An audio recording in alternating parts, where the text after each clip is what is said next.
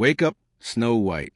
Disney's latest live-action remake of an animated classic got off to a sleepy start in its premiere weekend, grossing $43 million at the domestic box office. The global estimate looks much better given Snow White's budgeting north of $250 million, with an $87.3 million take from markets in 52 territories.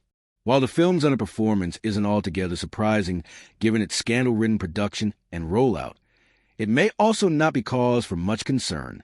There's precedent for Disney's live-action remakes getting off to a slow start, but ultimately maintaining their box office pace and far outperforming their budgets when the curtain finally drops.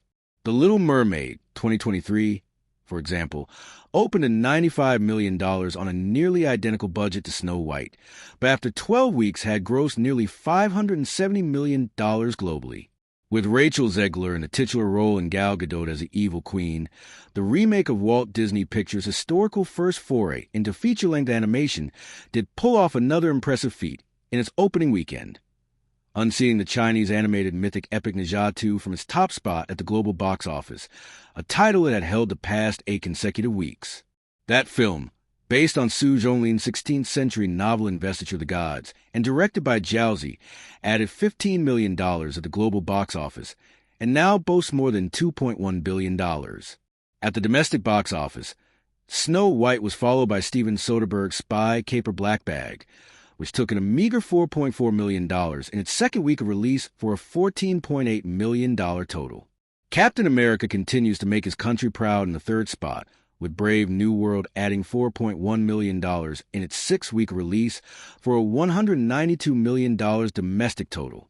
Though that barely clears the film's reported $180 million budget, a number that's been called into question.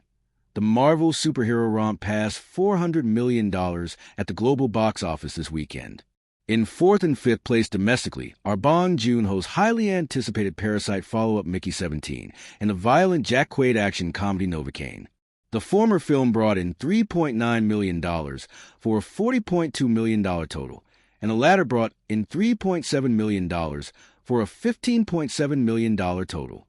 If there's a tragedy buried somewhere in this weekend's box office report, it's Robert De Niro's Alto Nights. The mob drama directed by Barry Levinson was budgeted at roughly $45 million and counted De Niro, Deborah Messing, and Shogun breakout Cosmo Jarvis among its cast, but earned the 6th-place spot on the domestic leaderboard with a disappointing $3.1 million debut. Then there's Magazine Dreams, the bodybuilding biopic that was announced as a major turn from star Jonathan Majors when it premiered at Sundance in 2023. Searchlight Pictures picked the film up and quickly began signaling their intent to market the film straight to a Best Actor nod at the Oscars.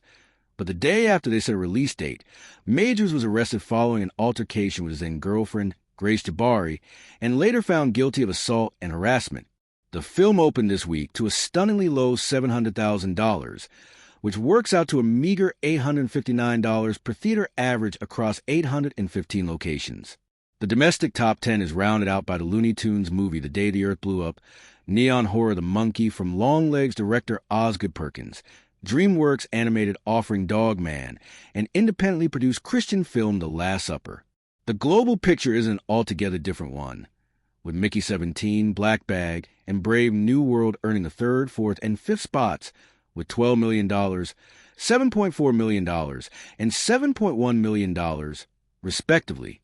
Next weekend brings a diverse assortment of flavors for moviegoers to taste test. From the fantasy comedy Death of Unicorn, starring Paul Rudd and Jenna Ortega, to John Collett's long-awaited return to horror with A Woman in the Yard, to the prosaic literary adaptation Friend, starring Naomi Watts and a gigantic Great Dane.